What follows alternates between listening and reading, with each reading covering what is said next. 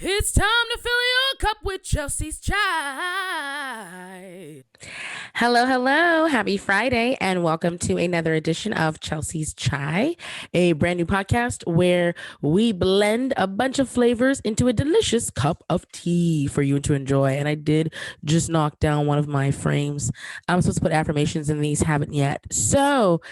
Um, I'm gonna get right into it, guys. Thank you to everyone who supported, shared, reposted, and watched the premiere episode of Chelsea's Chime, which dropped last Friday, and we will be dropping every Friday from here um, until we're not. Thank you for tuning in. I want to get into our bag segment. It's that time of day, so we're gonna get into the bag. Remember, for those of you who don't remember from last week, the bag is an acronym and stands for Boss Up, Accounting, and Gratitude. So this week, and by the way, I always forget to do this because I look when I'm recording this on Zoom and I'm looking at myself. I'm like, oh, I know that girl. It's me. So I am Chelsea Grow. I'm a stand-up comedian and an all-around just dope girl. So really happy to be in your eardrums right now. So what we're gonna do this week, we're gonna get into our bag, and the B stands for Boss Up. That's the first part of the acronym.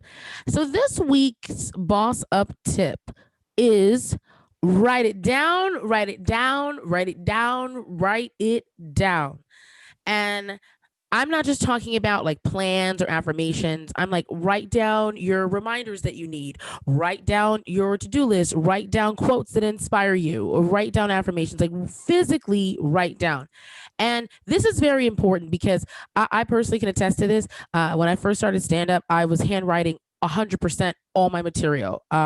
Also, when I started stand up, phones were not what they are now, with all these notes and gadgets and things like that. And whenever I started stand up, I would write things down and I would remember my material so much faster, right? And I still remember my material, pretty quickly because I do write it down, but I noticed that I write things on my phone a lot more than I handwrite them just because I'm on the go and it's easier. But I always notice the difference. It's something about handwriting something with pen paper where I just tend to retain it better. So I wanted to like share that with you guys, and I want to challenge you to boss up the next week and physically with a pen or pencil and paper write down your intentions. And I'm not, when I say your intentions, whatever your intentions are during the week. If you want to go for a run at 6 p.m., physically write it down. And I did some research online, and it turns out that when you write things down with, in a physical way with pen and paper, then you're actually activating multiple parts of your brain when you do so. And because multiple parts of your brain are activated, that is the key to why you tend to remember handwritten things more often than things you write on a laptop or a computer. Because when we write things down on these electronic devices, that's great for convenience. But if you're just in a situation where you don't have pen and paper and that's your only option is to get it on that mobile device or whatever, do that. But as soon as you can, transfer it to pen and paper. It will help your memory and your retention. I know this from personal experience. When I'm preparing and with my material, I have to handwrite it. I have to handwrite my material if I want it to stick. I mean, that's how I prepare for Yes I Can, my special, which is available on YouTube and all streaming services. But yeah, honestly, just hand write your stuff. So I know it's so easy to be on the phone, and especially with coronavirus and all that stuff, it's so easy for us to just go to our electronic devices, iPads, phones. They got 5G now. So that's gonna be my boss up tip for this week. Okay, just anything that you need to do, that you want to do, that you're thinking about doing, anything you've been perceiving or expecting to do for a while and you haven't done, write that stuff down physically and challenge yourself. And I think you'll surprise yourself. I find that you'll remember a lot more things. All right, so that is the boss up tip for this week, the B in the bag. So now for the A in the bag, accounting. So we're going to go to our lovely and amazing, wonderful financial expert, senior account manager, Krystal Powell. And she is going to give us another tip on how to spend those upcoming stimulus checks and unemployment money. So let's get into the A. One of the things that I've talked about with some people is I've noticed some people when they got the first stimulus check, they just kind of, like I said, they either just put the whole thing to bills, which nothing wrong with that because a lot of people were behind, or but they also like put, or they just spent it on something frivolous or whatever, and not even just stimulus checks, but I'll focus on that because that's something that a lot of people are going to be getting, hopefully. And I was wondering, like, what advice would you give to people with this second stimulus check? Because here's the thing. I know people who used it to, like, for example, pay rent, and then they still ended up getting evicted like a month later when evictions, I know in California the evictions were on hold, and then when they became open. And I just wonder, would they have been better off investing that $1,200 in something else? Because it's like you get the money, and it's like, man, like with all this financial uncertainty, is it better to just put it to bills, or is it better to invest those kinds of stimulus checks and money into yourself, into something like that more, maybe more financially lucrative? Good question. So yeah, first, the most important thing is to make sure you have a plan for your money, regardless of what you're going to do with it. Preach that. Whatever you decide, make sure you have a plan. That's a word. Have a plan for your money. Yes. Okay, say it again. Have a plan for your money, because when that money hits your account and you don't have a plan, certain things gonna start looking good to you. And all of a sudden you're gonna look up and that money's gonna be gone, and you're not gonna have anything to show for it, or you're not gonna be able to tell anybody where it went. And you had all these goals and thoughts in your head, but none of these happened because you didn't plan for it. So girl, you preaching a sermon, girl. I'm over here. I feel like we back in Black Awakening. I'm like, say it again. say. Yeah, so that's the first thing, regardless of what you choose to do with it. Plan it. And two, just you have to evaluate your personal situation. So if you have past due bills and these are essential things, or these are things that can accrue a bunch of fees or cause you more financial issues down the line if you don't pay them, then yes, go ahead and put some money towards that. You can also use some, or if not all of it, to jumpstart an emergency savings fund if you don't already have one, or add money to your emergency savings fund if you already have one and you're okay with bills, you're kind of being able to keep up with it, or what have you. I would say investing, personally for me, investing is more of a long-term thing. And so these times are really, really hard. I would say no. I wouldn't really invest unless it's going to be something that you can get an immediate return on, that's going to propel you financially in the short term to help you more than it would help you to pay off these old bills and stuff like that. So, take care of the essential things, and the things that if you don't pay will cause you a lot of turmoil down the line. And then my personal financial advice would be jumpstart an emergency fund, or add to your emergency fund if you can. Okay, thank you. You don't need to. Hmm? And you want to ball out of control, and you want to put that deposit down on that Audi or that girl Chevy Tahoe. I'm just saying, listen, when them checks dropped, I saw a lot of people with fresh chains and fresh, and I was like, yeah. I mean, I saved mine and put it towards moving into an apartment, which is where I live now. I live by myself now. Thank the Lord. But you see, that's what's up. Congratulations. Thank you. But you know what you said earlier was key about having a plan for your money, because it was funny. I was already in the mindset. I had started back at my job after being out for 9 months because I had a knee surgery. And so when I got back to work, and I was, I had already started putting money in a savings account. And literally, when they got the stimulus checks a month after I started at work, I was like, okay, well, this whole thing's just gonna go into that account. And I told myself, no matter what, like, I obviously went kept going higher above it. And if I ever had to pull out of it for like an emergency or something, then I told myself I'm not gonna let it fall below $1,200, no matter what, because I was like, I need that money for a place, and I'm glad I didn't. I didn't let myself let that account drop to a point where it was like, dang, the money's gone, because I was like, no, if I didn't care if in my checking account I had $30 and I had that 1,500 in my savings. I was like, no, you got a goal and you have, Yeah.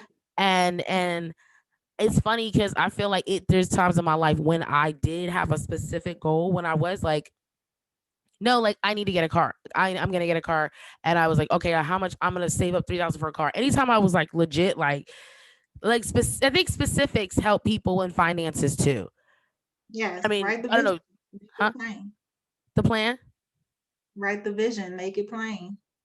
Exactly.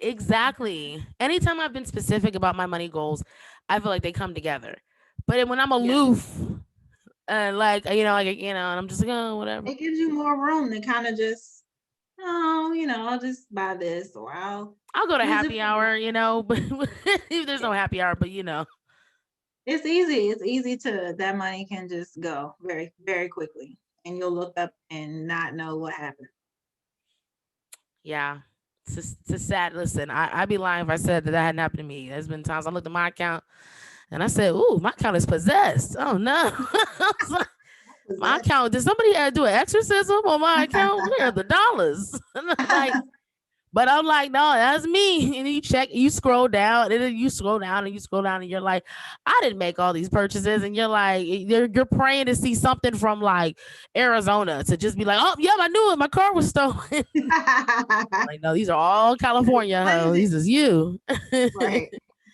That is funny. Humbling. And that was Krystal Powell, giving you some great tips and advice on how to not spend your money and how to spend it. So, definitely to each his own for sure. But if you're trying to really, like we said, boss up, Krystal gives some great advice. And I don't want y'all to think that I'm being preachy, okay? Because let me tell y'all, I'm really doing this for me. Like these accounting tips, I'm glad y'all are listening in, but I'm over here taking notes, okay? Because one thing in my life, and I think in a lot of Black people's life, is we got to up on these finances, and it's not our fault. It's deep, but sidebars, just like it's good information and anybody can use it. So thank you, Krystal, and we will get more from her next week. It's now time for the G in the bag, which is gratitude. And you know, I like this. I like my gratitude for this week because I had my own realizations. That's often where I'm pulling the gratitude tip from. So in that case, my gratitude tip for the Chelsea's Chai listeners is be honest and thankful for your current situation, no matter what that may be. And this is a tough one because most of us are highly uncomfortable right now with COVID and quarantine, and I don't know, those people who tried to storm the Capitol, and it's a new president and it's uncertain and it's a lot going on. So a lot of us are feeling a lot of different emotions, but one of the things is I know we've all had different experiences. There's some people who have been essential workers and have worked tirelessly throughout this entire pandemic, while simultaneously there are people who worked tirelessly before COVID, and this was the first time in their lives that they have been laid off. This process has gone on way longer than we all expected, and we don't know when it's going to end. I want to say this. My gratitude tip for you is to just take an honest look at your situation and be honest about how you feel about it, right? Because one of the things that I've been practicing and one of the things I've experienced is that for a long time, I had a hard time just, saying what I really wanted to say to myself, in the sense that, like, if something sucked in my life, I was always taught, because I was raised in, just in this belief system that, oh, just stay positive no matter what, just put on a happy face no matter what. And I realized the more that I allowed myself to feel what I was feeling, even if it's a quote unquote negative emotion like anger or frustration or, you know, just high irritation, whatever that may be, when I allow myself to feel that and go through that, I find that on the other side is a much more positive emotion, but it feels more true because I was honest with how I felt at the time. So this week, I challenge yourself to say, hey, if you have a job that you can't stand, be honest about it. Be like, you know what? I don't like my job. I don't like my coworkers. I don't like my boss. I don't like my commute. I don't like anything about my job at all. And I wish I wasn't there, but it's a pandemic and I got to pay bills. But it's okay to be vocal about that. Or on the flip side, if you have been out of work for a long time and you're looking for work and you're over it, be honest and be like, you know what? I'm looking for work and I don't know when I'm going to find it. But I'm grateful that I have a home right now. And for people who do have a job, have that mindset of like, you know what? I may be in a situation I can't stand my job. I'm working longer hours because of COVID, or I'm working way less hours because of COVID, but at least I have a job, you know? And at this time, I'm grateful that I do have a job to go to. Or maybe the people who are out of work that have children, maybe instead of being so frustrated that you're out of work, maybe flip the thought and be like, you know what? I'm grateful that I have a lot more time to spend with my children. That's a blessing too.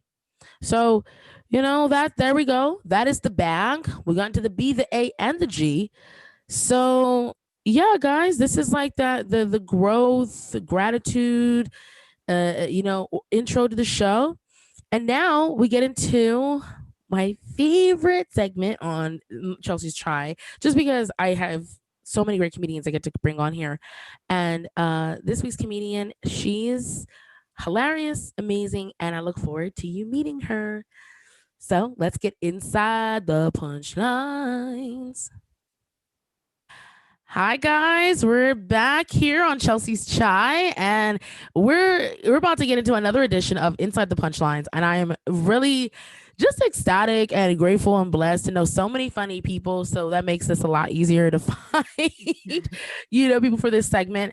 So I'm going to introduce this next lovely lady that I'm going to be having a conversation with. And so she is a nationally touring stand-up comedian. She has performed in 20 states and over 70 cities. She has appeared on Fox's series Laughs, and Seed Sparks original Everything is Fine stand-up special. She was a top finalist in the West Side Showdown in Los Angeles twice, and she was featured in the prominent Ride LA Festival and was a final callback at Montreal's 2017 Just for Laughs Festival, and that is not easy for those of you who don't know.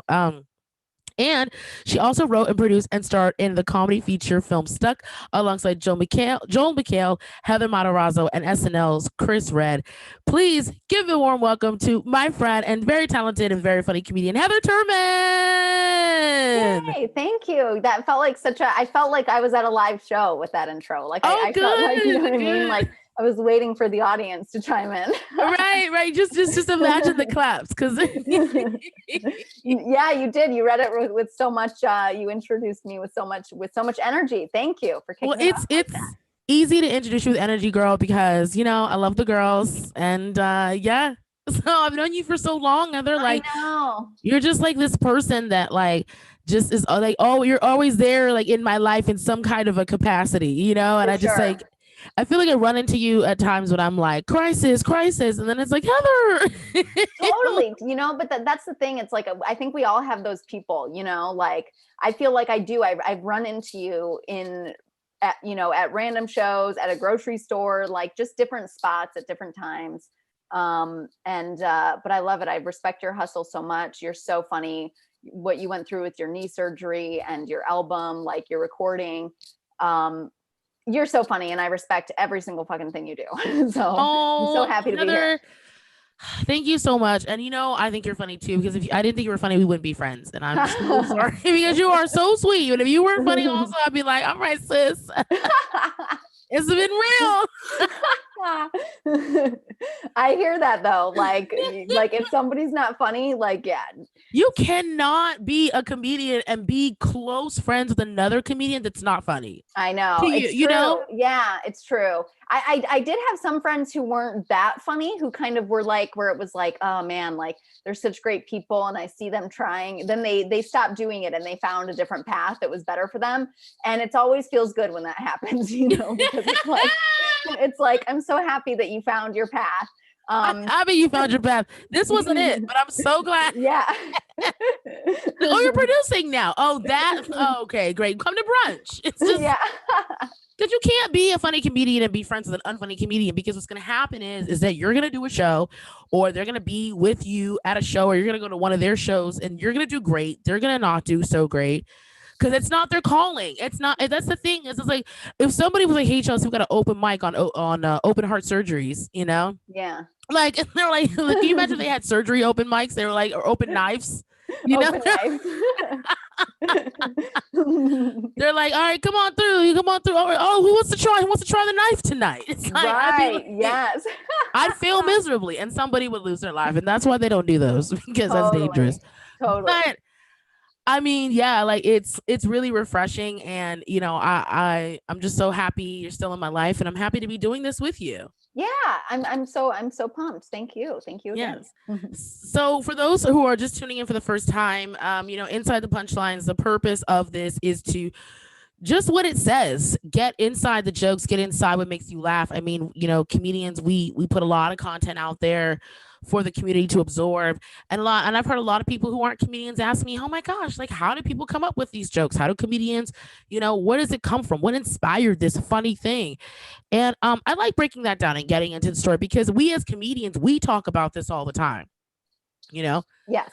I mean, I feel like as a comedian, there's been times when after a show, because I'm a comedian also, I can pull somebody to the side and be like, yo, that bit was crazy. Like, how'd you come up with that?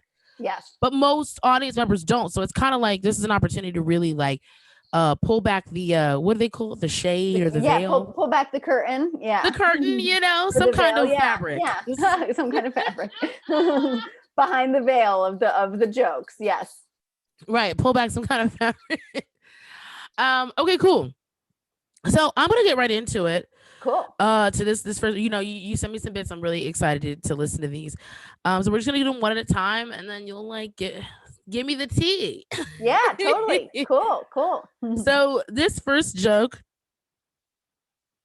this one is like it's just labeled like wife actor joke, but do you have like a more overall title or anything you want to intro this bit with? Or I mean, it goes with I had gotten divorced and then remarried to somebody else pretty quickly, and so I had I have like a big, like, you know, divorce and then wife chunk, and so this is just a portion of, this is the actor part of the wife chunk.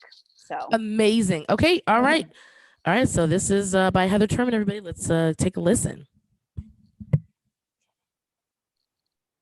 My wife's an actor, okay, and I gotta say, I love being with an actor. I really do love being with an actor, especially sexually. She takes direction really well. Like when we're having sex, I'll just point to my clit. I'm like, "This is your mark," and she hits it every time. If she ever loses her place, I'm like, "Back to one."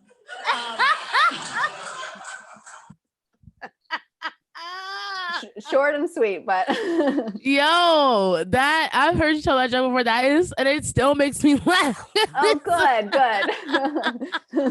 It's so definitely funny. Insider for entertainment industry people, but I feel like it's common enough that people know actors hit their mark and things. No, it really is. It really is. No, so I mean, I the motivation seems clear, but I just wanted to know, like, so what, like when you wrote that bit, because like you said, you were coming off of a divorce, and so I just love if you just like, what was going through your mind? Do you even remember like the moment that bit started to formulate in your head?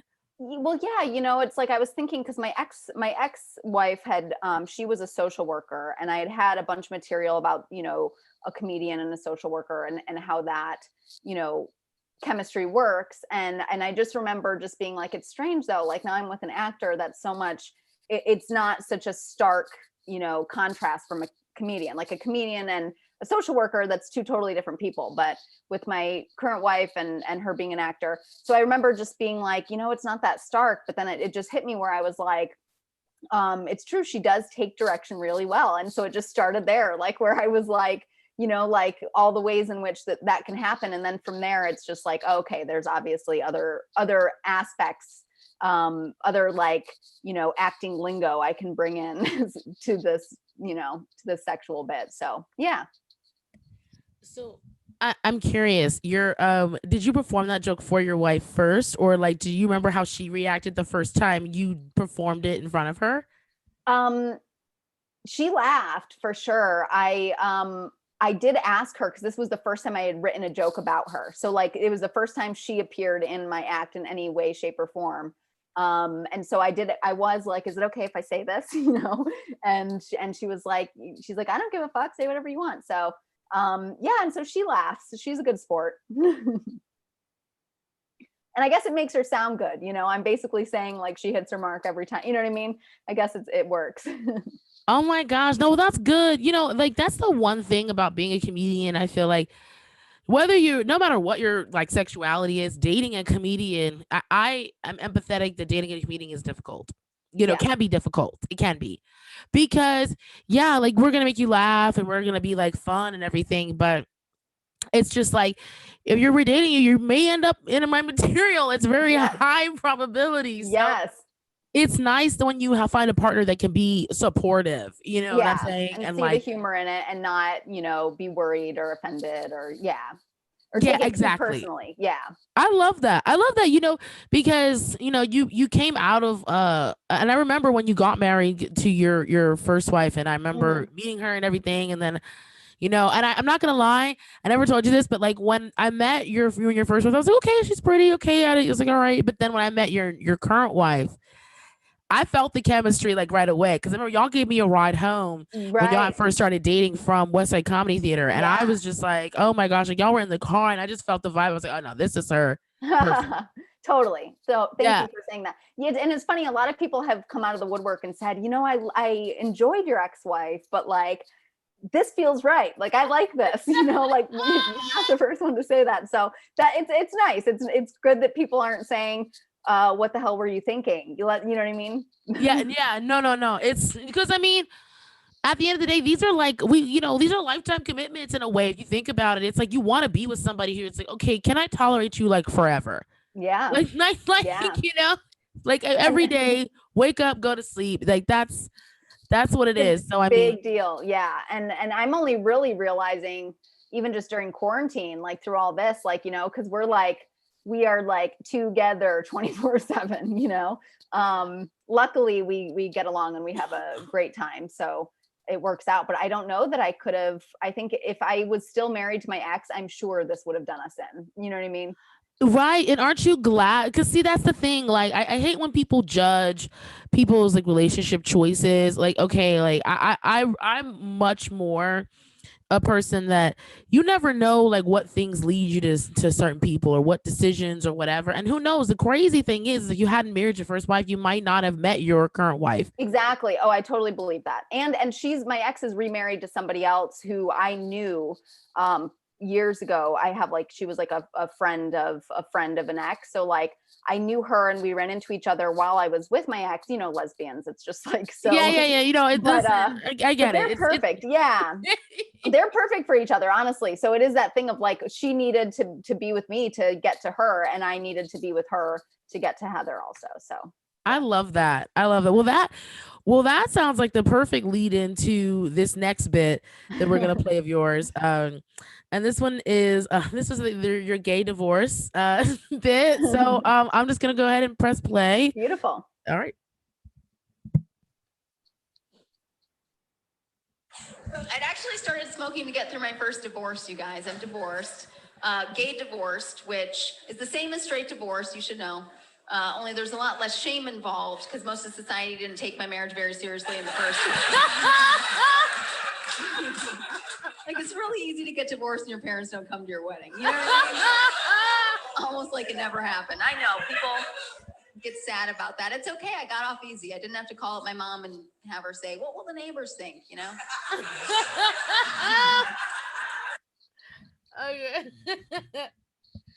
That is really okay. See, that bit is funny. It is funny, but I love how you reference the thing that a lot of people, because I my sister's a lesbian. I have a lot of people friends in the LGBTQ community, and I noticed that the whole parent thing, the parent dynamic. And because yeah, it is a lot of my people I've met that are in LGBTQ marriages. They're like, the parents just didn't come. So I'm glad you said that in that bit, because I'm sure you felt some type of way when that happened. I'd love for you to elaborate on that. Yeah. I mean, well, first of all, I mean, that recording, the bit that isn't the usual punchline for that. There's usually something that follows up after the parent thing. But somebody, I oftentimes do get that reaction from the crowd where they're like, "Ah," and so when that happens, I had to ad lib a little bit, but for the most part, yeah, like, I definitely, it was hard having my parents not there, and they weren't at my other wedding either. But as a comic, it's like that thing of like, that's where we get our, I mean, we take our pain and we turn it into comedy, right? What do they say? Tragedy plus time is comedy. Like, the natural healing process for me is to make light of that. It was weird because my ex, we'd had a huge wedding, and her family paid for it. She's Italian on one side and Mexican on the other, and so both big families, you know what I mean? So it was like, I had like one cousin and my sister. Those were the only blood relatives of mine at our wedding, And so I do remember feeling like it didn't feel like my day. And that felt really strange. And so when my wife and I were getting married, neither of us have supportive or really strong relationships with our family. So we each had a sister there, but otherwise we kept it incredibly small.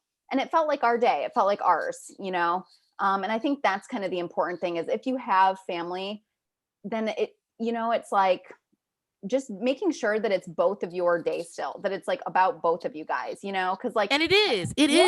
Yeah. And like when my ex, like her whole family, like it's like she was doing the daddy daughter dance, and so it was awkward for me. I'd had like a friend out here who has been like a father figure. He danced with me, and so did all of her uncles, but it felt like I was on display, like where it was like, oh, her dad's not here, so look at all of us stepping up to dance with her. And it just like felt like my ex should have just sat out the daddy daughter. You know what I mean? I don't know.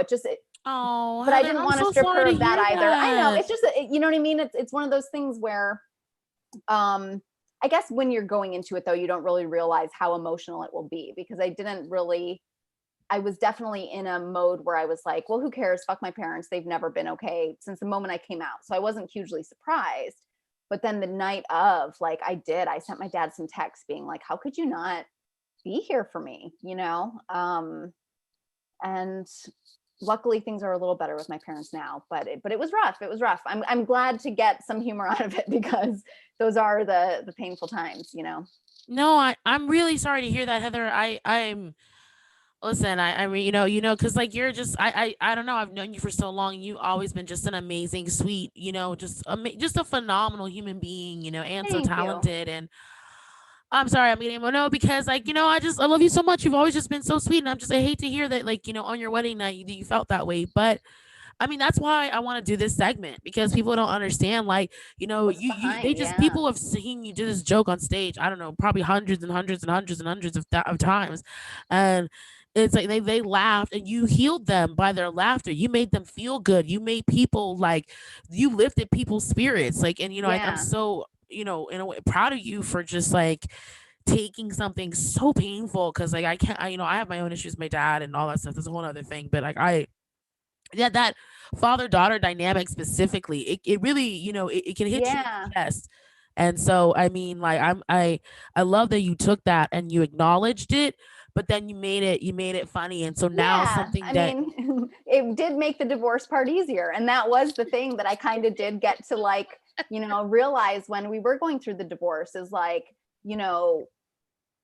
I mean, just that in general, like, where it was like, oh wow, like because the truth is, once you have a union with someone and both families are present, like I guarantee a whole bunch of marriages, a bunch of people stay together solely because of their families, solely because they don't want to disappoint their mom, or solely because, you know what I mean?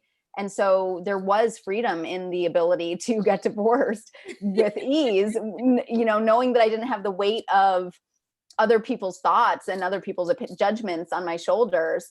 You know, no wedding photos had to come off the walls or anything like that. So it was really fucking And easy. that's a tag right there. I like I said, I didn't get to finish that recording of it. Isn't the full bit, but so I do mention that. But yeah. Amazing. That, oh my gosh, you just made me love you even more. That's amazing. I didn't know that was possible. Okay, great. All right, so we're gonna move into the third and final bit that we're gonna highlight of yours. And it is, I have it right here. It's my weed joke. You said what? I think it's my weed joke. It is. Yay. Okay. This is Heather's weed joke we're about to play. So you all just stand back and stand by. Okay. we're gonna get into it. Okay, here it is.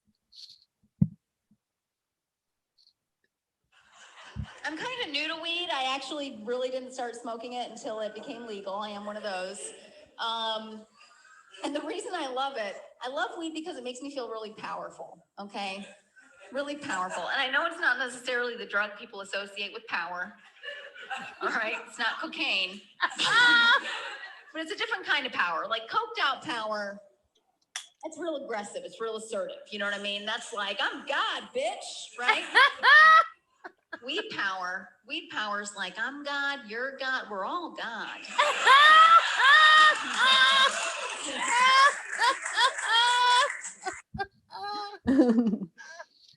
Yes. Oh my gosh, I love that bit. That's so real. Cause thank you. Yes, no, because I've never done cocaine because you know I can't handle espresso. Me either. So. Yeah, I can't handle espresso. I can't handle espresso. Why the fuck would I be trying cocaine? Right. Everybody, no, because I have. Listen, I don't judge nobody's vices as long as your vices. Cocaine's back for sure. Like a lot of people do cocaine. It's lot, yeah, no, absolutely, and that's why I was like, you know, I don't, you know, my vices are weed, alcohol, and the occasional mushroom trip. Totally, but like, me too. right, but cocaine, but, you know, I know a lot of people do cocaine, and I respect it because you know that's their vice, but at the same time, it's just like you know, it for me, everybody I know who done cocaine, they're like, if you can't handle coffee or espresso, you need to just stick to depressants. Yeah, stay away. Yeah.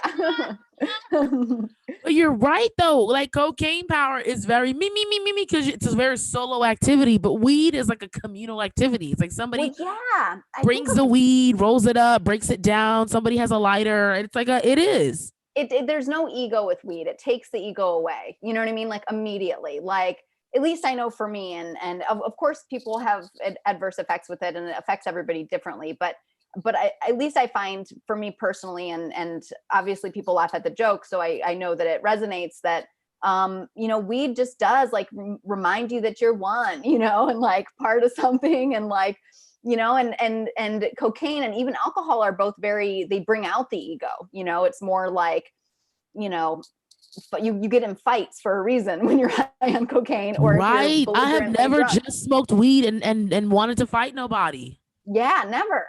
Well, like maybe sativa, but you know. Totally, but it's like a mild fight. It's like something you say something fucked up, and then you're like, I don't know, I'm just. It's like you smoke sativa, and you're like, wait, what was that? And they're like, it was a leaf rustling. Yeah, what'd you say? Yeah. Oh my gosh, amazing, and that bit. Was there a particular moment or something that triggered that to make you go like, what made it go from a thought to like, okay, I need to like write this down and like really get into this?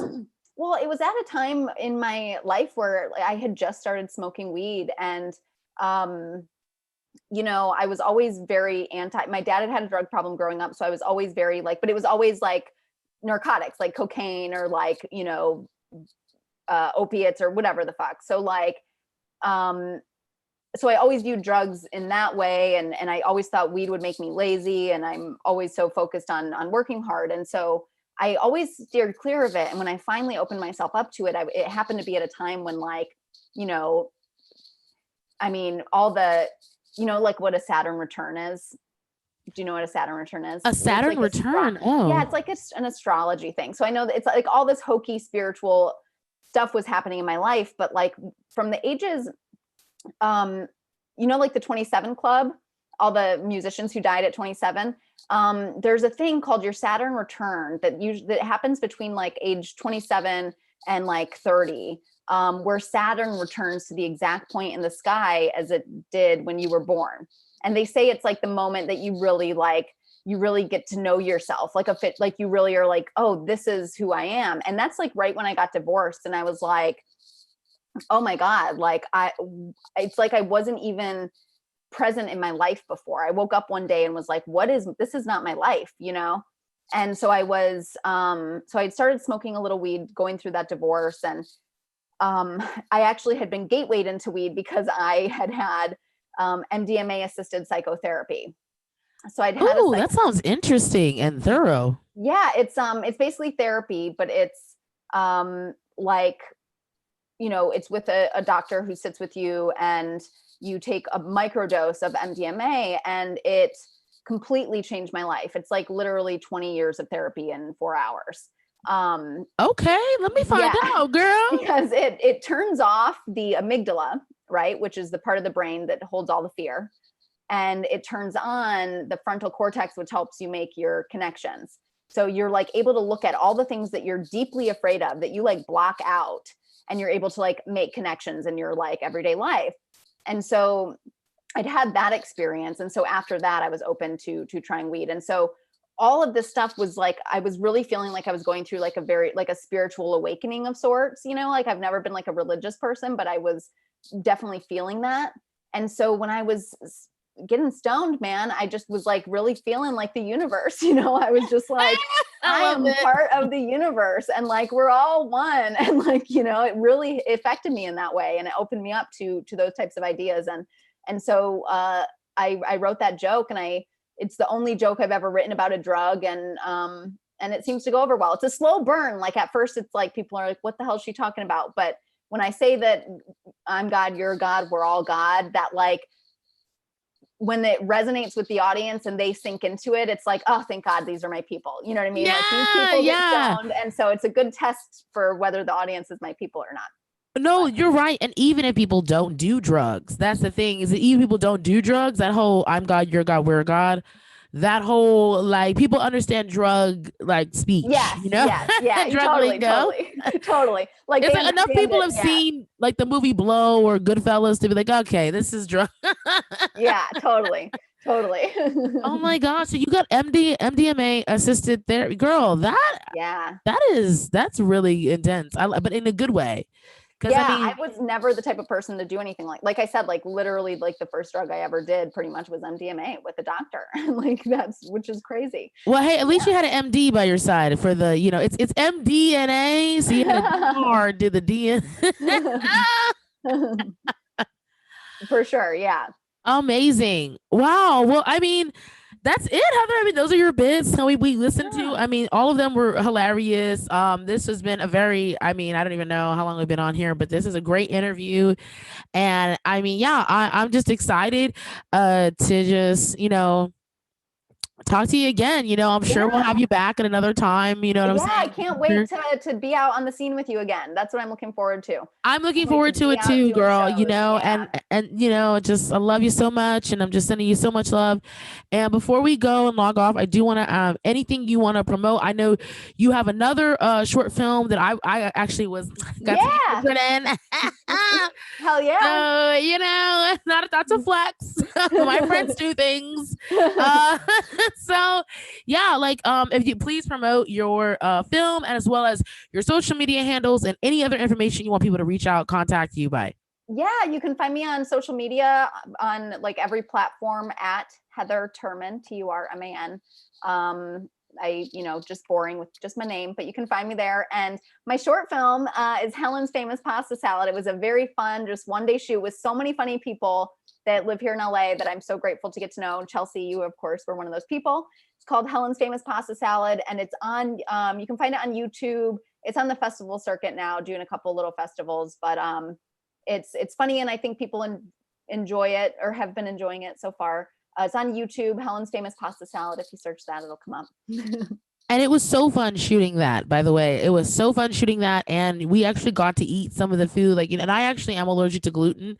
So I couldn't actually have the pasta salad. So it was funny that it was just funny that because like I used to love pasta salad, but I was looking at that and I was like, I can't even have it. But it like smelled delicious. And it's the star of the movie. The real star of the movie is the pasta salad. So it really is. And guys, I watched the finished product, and it was so funny to watch just how you edited it and finalized it. So yeah, check out it's Helen's Famous Pasta Salad. And they can follow you on social media at Heather Turman. At Heather Turman, perfect. And that's great. And yeah, thank you so much. Thank you. Heather, this has been phenomenal. And thank you so much for letting me get inside your punchlines. Anytime. No problem. All right. Love you, girl. I'll talk to you later. Okay. Bye. All right. Bye. Man, what a great interview with Heather Turman. Love Heather, man. Another girl I've known since doggone near I started seeing up. So, shout out to her and her wonderful wife, who is also named Heather, who is also great. And yeah, so that was Inside the Punchlines. And now, dun dun, it's time for Grow Up. The culmination of this Chelsea's Chai episode, probably the spiciest clove in the bag. So this week's Grow Up goes out to a group of people that anybody can fall in or out of. And so this week, my Grow Up is dedicated to people who intentionally trigger Black people.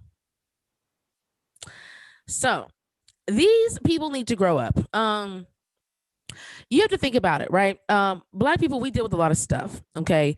And I know that some of you may be tired of hearing of it. We're tired of experiencing it. So join the club. And I noticed that, in these times, there's a lot of these, I call them rogue racist, right? They're like these rogue racists. They infiltrate, the lives that Black people that we're among and everything. And their intention is nothing but to trigger Black people to make us appear aggressive, to feed the stereotype that Black people are, angry, aggressive, animalistic people, right? Although we were the ones wearing fur in the Capitol building. Anyway, sidebars, but I just, this is why you need to grow up. And I'll give a specific example. One thing I've noticed is over the years, I'm from the East Coast. I'm not used to Latinos saying the N-word, for example, right? Now, I growing up in the East Coast, like that, it was just like, if you weren't Black, you were not saying the N-word. And I know that the N-word is a polarizing word and topic in itself, but this is my theory on it. And I think that if you are a person who looks African-American descent and has been discriminated as a Black person, and you've been called the N-word in a derogatory term, those are the kinds of experiences that make you have a level of empathy that, yeah, I feel like, yeah, you can use the N-word in a casual way or whatever, because you are a Black person living in a society that treated you like, a Black person and called you that N-word and things like that. And so taking it and twisting it, in my way, in mindset, is someone taking ownership over it. Okay. Now, I'm not encouraging people to use it or discouraging people to use it. I think it's a preferential thing. To be honest, I remember an interview from years ago, where Bryant Gumbel actually said that, of course he doesn't really say it often, but when he's chilling with his Black friends and family and they're throwing back a couple beers, of course the word comes out. And that's okay, because the Black people who've experienced oppression and all that other stuff. So this is a trigger example for me. I noticed since I've lived on the West Coast, there's a lot of Latinos that I've come across that say the N-word, okay? And say it really freely. Like they say it as if they're saying like, potato chips or like, what time is it or something very everyday. Now, when I first started hearing it, I noticed that when people, Latinos would say it around me specifically, that they would also look back, like to be like, can you believe that freaking, is she looking? is she gonna go off? And I'm sitting here like, okay, well, why are you looking at me as if I'm gonna go off? It's like, you expect me to go off. You want me to give you some kind of grandiose reaction so that you will be able to say, oh, look at Chelsea. She's so aggressive. You know, that is triggering. You know, if I feel like if you are not a black person and no one's ever called you an N-word in a derogatory racist term, why are you saying it around black people and then looking at us as if like, oh, are they gonna go off? You need to grow up and get a job. Like, here's the thing. I find that 9 times out of 10 people who really like chronically test black people are unemployed or just really lazy. So, I mean, really, I have too much going on in my day to be sitting here antagonizing people. And I feel like if you're someone who's out here antagonizing folks because you want to get some kind of validation, you really need therapy. Grow up, get a therapist. There's a lot of free therapy online. There's a lot of therapy apps. I highly recommend therapy. I enjoy therapy. I recommend it for anybody because it's a lot going on, and there's a lot of y'all that are saying the N-word frivolously, and it's rude, and I don't like it. So yeah, definitely people who trigger black people with in any kind of way, like also too, don't come up to a black woman. Like, I've had girls try me with like hair, for example, right? I've had girls sit there and be like, oh my gosh, like, Chelsea, like, how long did it take you to do your hair? Like, for my twister, I've had girls ask me how long it takes to do my twist. And I'll say, oh, well, if you're including the wash and the detangle and everything from complete start to finish, it can take anywhere from 2.5 to 3 hours. And their response is like, these girls with like, just hair that's nothing like mine, their response is, oh, well, Chelsea, your hair is not that long. Like, my hair is way longer than yours. It doesn't take as long. And I'm like, yeah, your hair is also way thinner than mine, And that's not everybody, but I noticed the people who have the most out-of-pocket comments to say about my hair have the most receding hairlines or the thinnest hair. So, grow up and, amp up your protein, take some keratin, and leave my hair and your opinions about my hair alone. Yeah, and this is my other side of the grow up, because I try to be even with my grow ups as much as I can.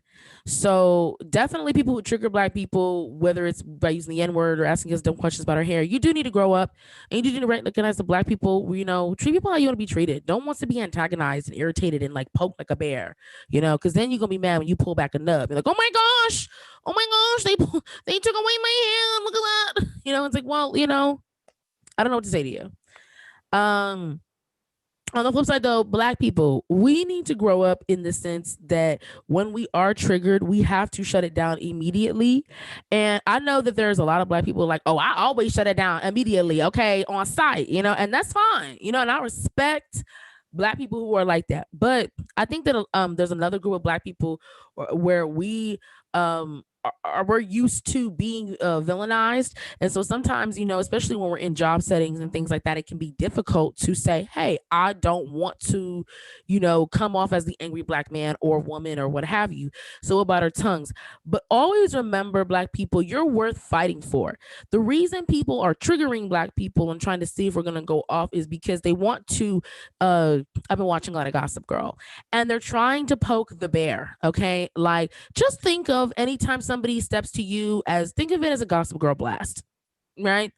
They're trying to get you to be upset so they can verify what they're trying to present of you, that you're this or that. Don't care about what they think of you. If you do need to, if the situation warrants you like having to put a little bass in your voice, do what you have to do. But I think always remember that you're worth fighting for no matter what, because disrespect is never okay. We tolerate a lot of it, and we're tired of it. And so please, black people, if you've ever been afraid to speak up for yourself, and I'm speaking this from experience just over my years of growth and stuff.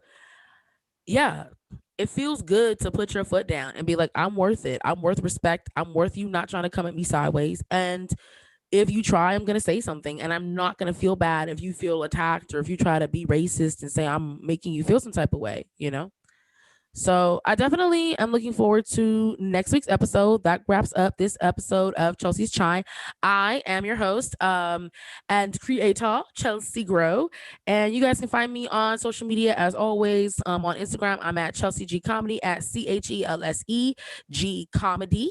And I also have a website, chelseagrow.com. And that is CHELSEGREAUX.com. And there you can find a link to my special Yes I Can. You can find a link to my very first comedy album, Down Dog. I've got some tracks from there on my site. And yeah, if you want to book me or contact me in any kind of way, send me messages. All of that is accessible via Instagram or on my website. So we'll be back next week, and we are dropping Chelsea's Chai drops every Friday. So stay tuned. Subscribe to my YouTube channel, also by the same name, Chelsea Grow, CHELSEGREAUX. And yeah, so you'll always be the first to get our clips and our posts and everything from Chelsea's Chai. And that wraps up this week's episode. So until next time, keep brewing.